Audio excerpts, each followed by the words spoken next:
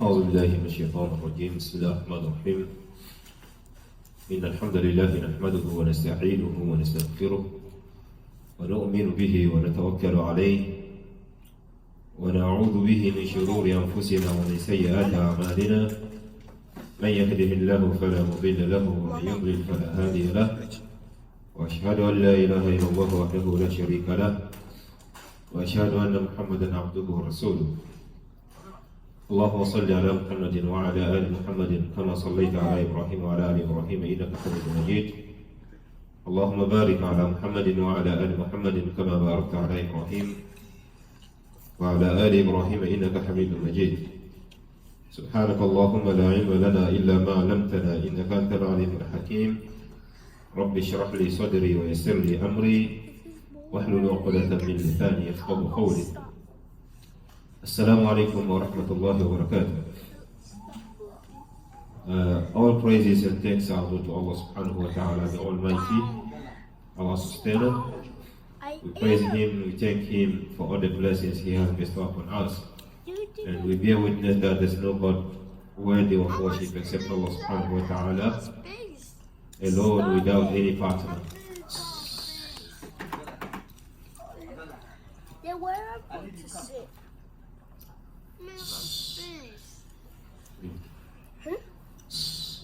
Fadil.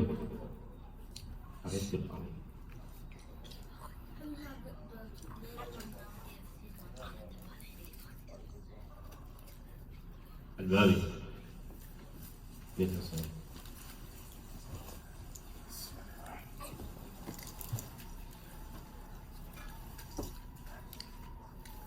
We bear witness that there is no God worthy of worship except Allah subhanahu wa ta'ala alone, without any partner. And we bear witness that Muhammad sallallahu alayhi wa sallam is Allah's messenger and he is a servant of Allah subhanahu wa ta'ala. We pray and ask Allah to send blessings and salutations upon him. Aisha, I told you, you cannot lean onto the things. And we ask Allah to send salutation and blessings upon the Prophet Muhammad sallallahu alaihi wasallam, upon his companions, his family, and those who will follow him till the day of Qiyamah. May Allah make us among them. Ameen. Brothers and sisters, it's one of the blessings to meet again, to go over the small book of Azkar, the book of remembrance of Allah subhanahu wa ta'ala. And we already read from the beginning until we got to the beginning of the Salah, and we said when a person say Allahu Akbar, you don't just start reading Fatiha right away immediately. When you do Iqamah, Allahu Akbar, Ashhadu an la ilaha illallah, until you finish, then you say Allahu Akbar. When you start the prayer, after you just say Allahu Akbar, you have to bring with the dua istiftah, the dua that you open your prayer with. So when a person finish saying that dua, and then he will say A'udhu billahi minash shaitanir rajim and bring Fatiha. Right? The moment he finish Fatiha, then he will read anything he can say, he can recite from Quran. He can say from what? From Quran. Or can read from Quran. So you read Ma tayassara laka min al-Quran. You read whatever you can in your reading of Quran. You don't take something that will make you difficult. You take easy. Because the part of Quran reading during the prayer is not that mandatory, obligatory. We understand. The thing that is mandatory for you to read, the pillar of, one of the pillars of the prayer is what? Stop. Give to me. Yeah. one of the pillars of prayer after Allahu Akbar, the first Allahu Akbar is what? Al-Fatiha. And last time we read the proper way we should read Fatiha, and we brought how the common mistake regarding how people used to make Fatiha mistakenly. And we said that it is mandatory upon us to seek to rectify the way we recite Fatiha, brothers and sisters. Because this is one of the key of acceptance of to make our prayer valid. If you still read it the way you usually used to read, it's in trouble. You don't have any excuse, especially nowadays that we have means to correct ourselves. Our fathers, our grandfathers, they don't have that. They don't have that means. And I brought the example of the village I was born.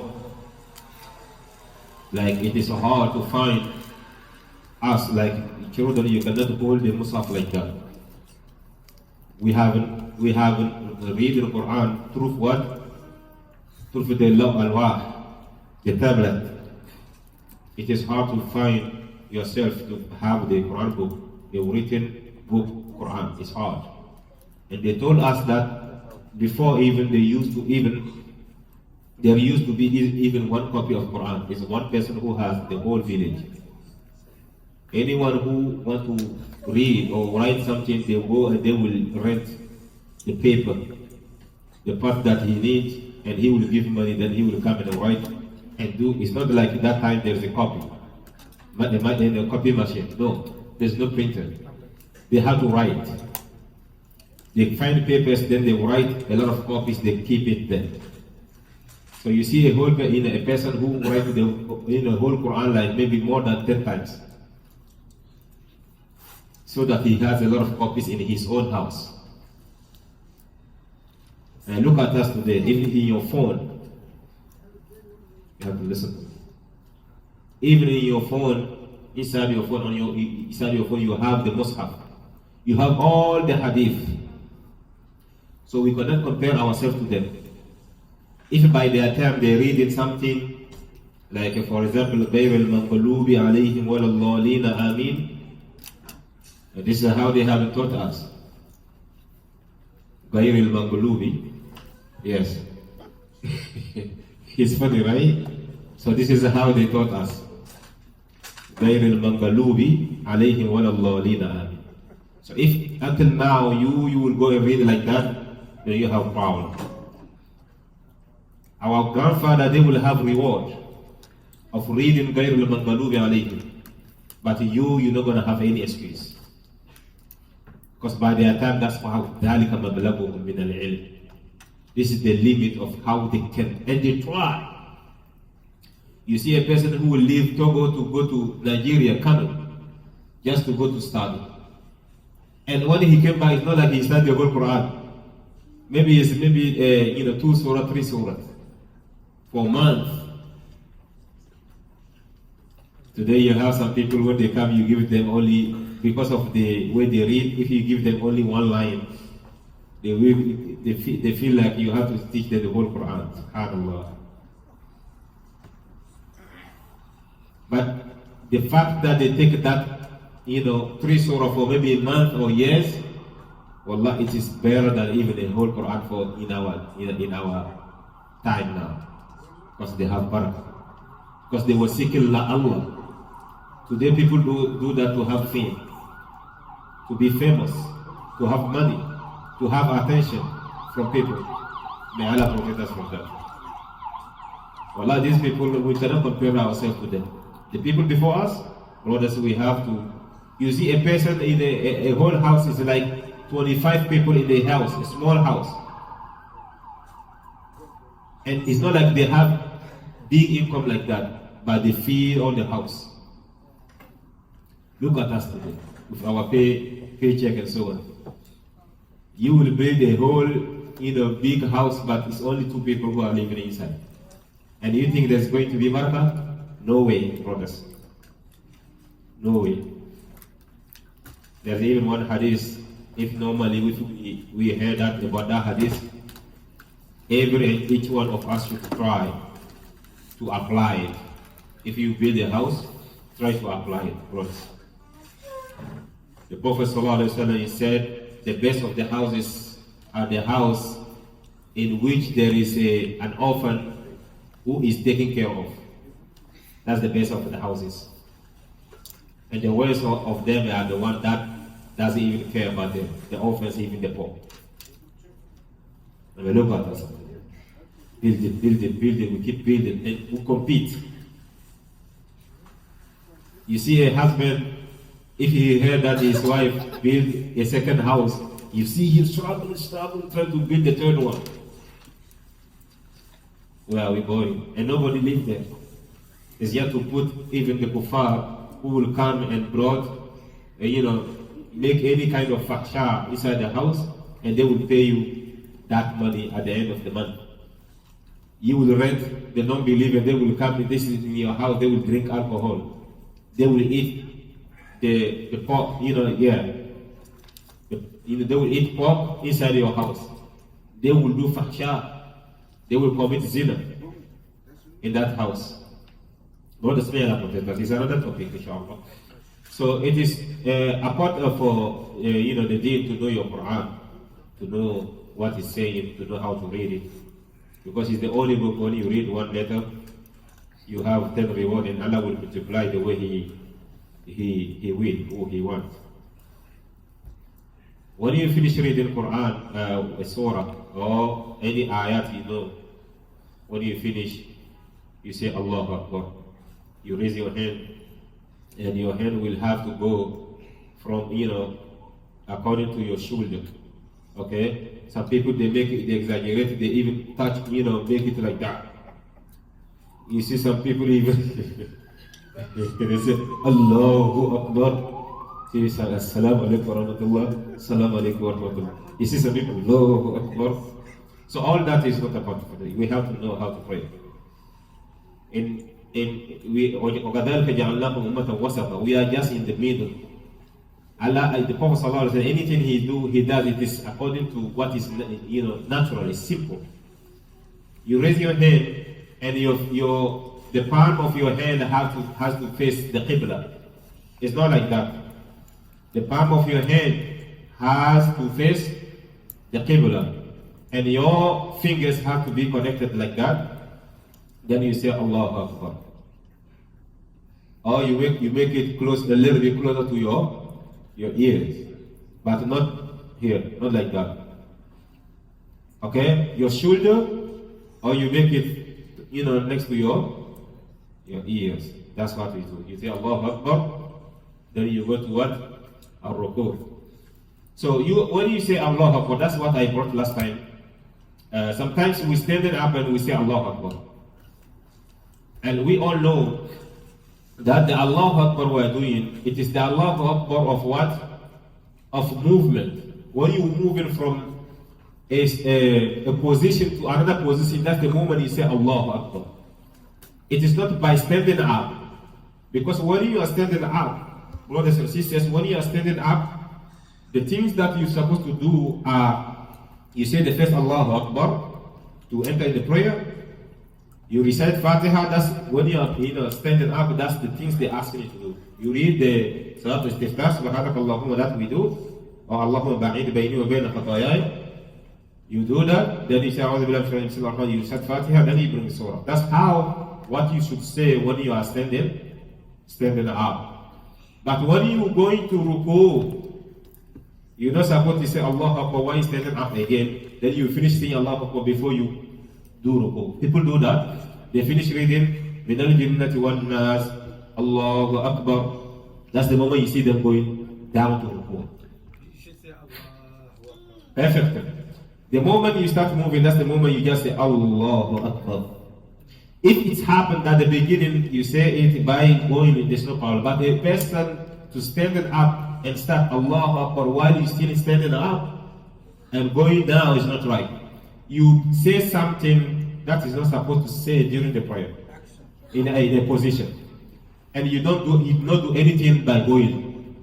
It means you are silent the moment you go in, and which is not right. In prayer, there's nothing left.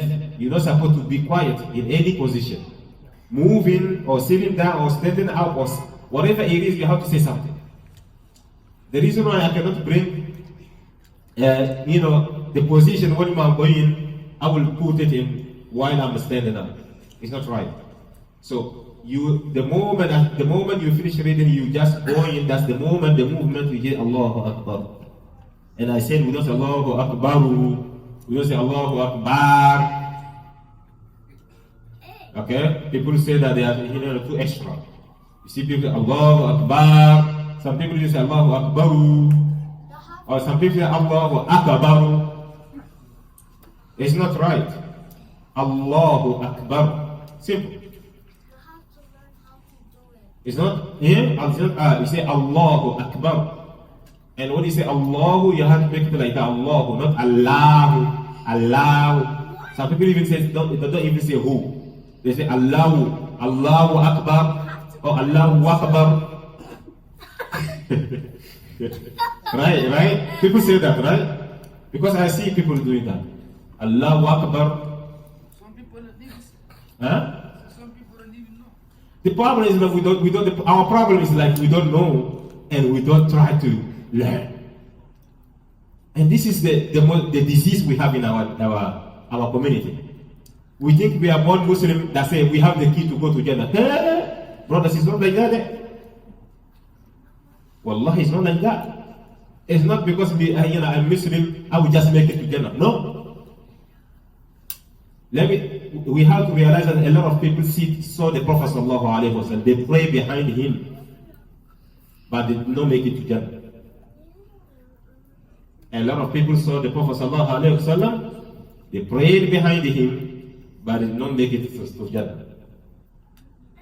And in their life even, it was already testified that they would make it to hellfire. May Allah protect us.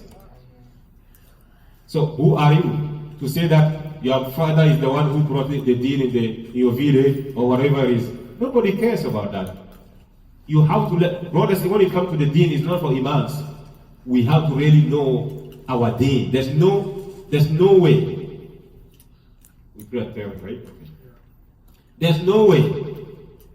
You don't have any excuse. You don't have no choice. You have to know your deen. So Allah, say a person who is Muslim saying Allahu Akbar, a person who spent time like 40 years in being a Muslim and still saying that in the prayer is not right. Allah. But he will tell you he made it to, he made it to here, he made it to another, Germany, Holland, he made it. You will see people saying that. They made it to there. So you're going to spend all your whole life, chasing dunya, you don't care about your deen. And I repeat, last time I brought it, I said one of the 10 things that take away or a person out of the folder of Islam is to turn away from the deen of Allah. You don't learn it, you don't teach, you don't listen, you don't ask. If a person is doing that, the person is away from Islam. Al-i'rad an dinillah naqidun min nawaqid al-Islam. It is one of the things that take you away from Islam. Your la ilaha illallah is not valid anymore. So today, a lot of people claim that they are Muslim, but in front of Allah, they are not Muslim. So brothers, you have to ask yourself, what did I learn today in my deen? Before you go, because anytime a week pass, we check our check, how did I make? How much I made? And this is dunya. We should ask ourselves, how did I learn also more about my Lord? My worship of Allah. Can you imagine a lot of people don't even know how to do wudu properly? And they already spent like 50 years worshipping Allah.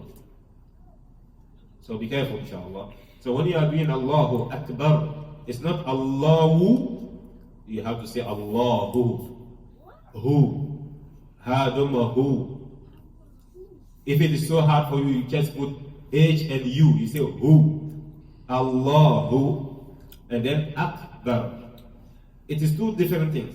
Allahu Akbar. It's not Allahu Akbar. Allahu Akbar. People say that. Allahu Akbar. It's not right.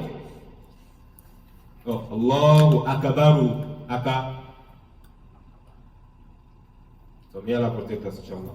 So today, I think the dua, the position we were in was when we are ruku. And brothers, when we talk about ruku, is the ruku you have to put your hand on your knees, okay, and you open up your fingers, okay, and your back has to be straight.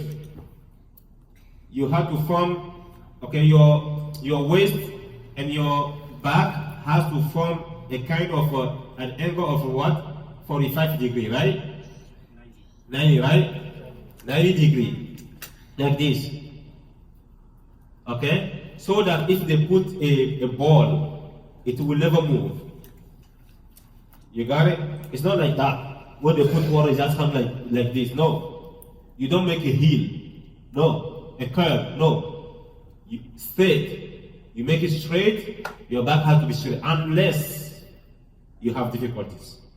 Then la yukallifu Allahu nafsan illa wus'aha. If you have difficulty, back pain, whatever it is, and that prevents you, health issue, that prevents you from what? From doing it proper way, then you do as much as you can, inshallah.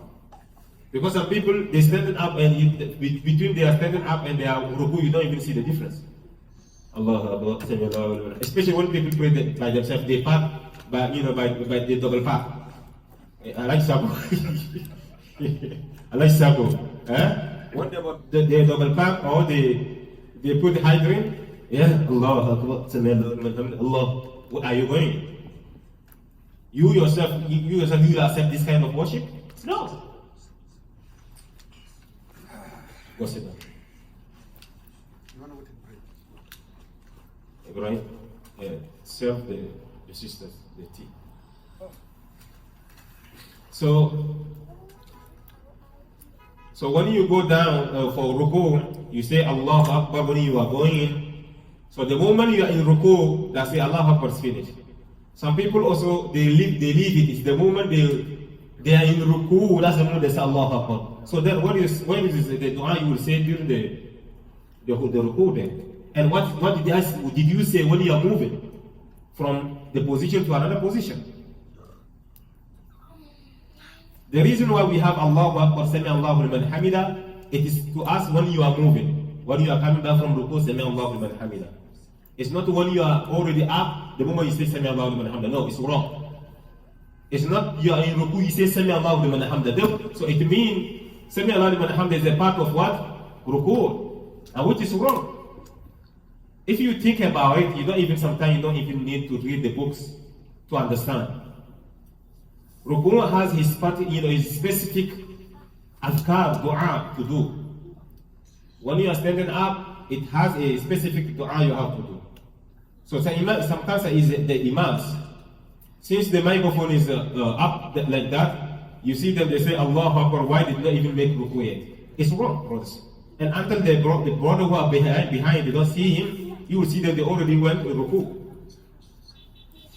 Or you see Imam, he would he comes from ruku, he doesn't say anything. It's the moment he stands there, he says Sami Allahu liman hamida. It's not right. So may Allah make us understand. So the adhkar, let's go to so fast. The adhkar during the ruku is what? We all know that. What's the dua? When you say Allahu Akbar, you go to ruku, what do you say? Subhan Rabbi al-Azim. How many times? 3 times. We say 3 times. And then وَكَانَ صَلَّى اللَّهُ عَلَيْهِ وَسَلَّمَ يُكَرِّرُهَا أَكْثَرَ مِنْ ذَلِكَ. Sometimes he will do it more than that. And the Sheikh Nasruddin Albani, when he is explaining Sifat al-Salat, he said, as a Muslim, when you are praying also by yourself at night, try to increase it. Subhan Rabbi al-Azim. So brothers, we grew up, our fathers teach us Subhan Rabbi al-Azim wa bihamdihi. I don't know if you guys, right? Yeah. So what is that then? Wa bihamdihi. Sometimes you have to ask questions. Because, of course, when we pray, Subhan Rabbi al-Azim, I grew up when I was young, since I was, young baby, like 6 years old, that's what we say. Subhan Rabbi al-Azim wa bihamdihi, Subhan Rabbi al-Ala wa bihamdihi. So the thing is a weak hadith that add wa bihamdihi in those dua. So they say if a person, the scholars say if a person say it is no problem, but it is better to say what is authentic. Subhana Rabbi al-Azim. You just stop there. Is that okay? It's like when you are making the Allahumma Rabba Habi and then at the end you say innaka la tukhlifu al-mi'ad. That also is another hadith that is not authentic. It's a weak hadith. Okay.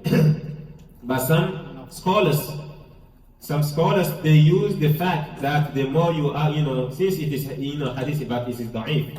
So for them you can still do it. But it's always good to do what the Prophet ﷺ is really clear that he has done it. So you start by Subhan Rabbi al-Azim, Subhan Rabbi al-Ala. Another dua that the Prophet ﷺ used to do is what? Who knows?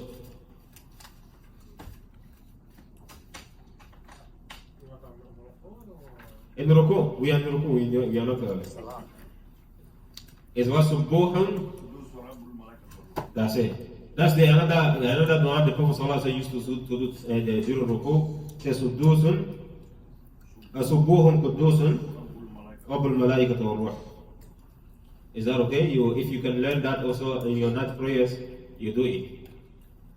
Okay, some people said, Imam, during sometimes you ruku, it's long. Me, I finish, I don't know what to do. You have to keep doing it. You have to keep, make dua. This dua you have to add all these dua also. Alright? Subuhun Kudus, Wabil Malaikat wa Ruh. And another dua the Prophet ﷺ is doing is what? I think we learned that last time. Subhanak Allahumma bihamdik. Allahumma gfirli. He does that.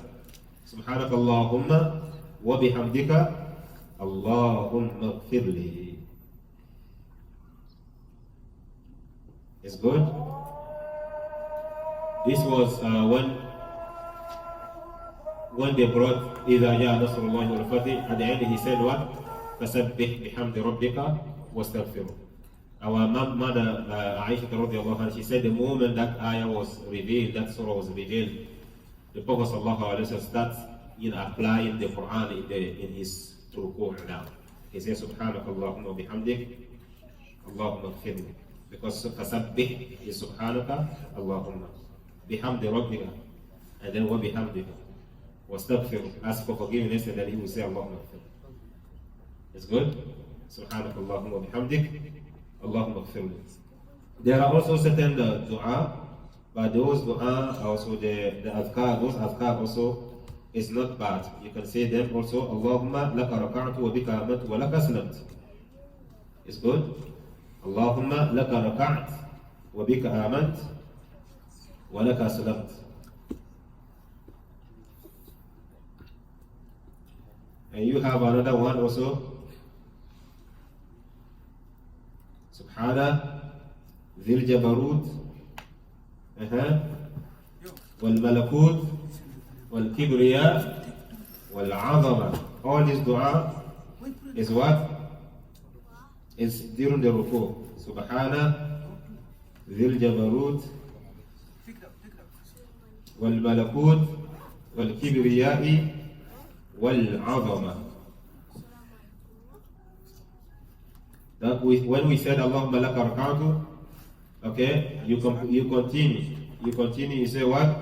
Allahumma laka raka'tu wa bika amantu wa laka aslamtu khasha'a laka sam'i wa basari wa mukhi wa 'azami wa 'asabi wa mastaqalla bihi qadami.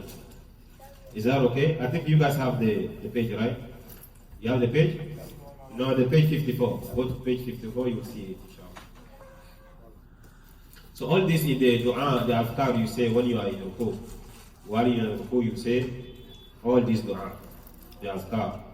So it's good that we know that if it happened to you to be up at night and pray, you add all that, inshallah Allah will really purify you, and you will see yourself how connected you are with your Lord. I think we're going to stop here, inshallah. May Allah accept from us.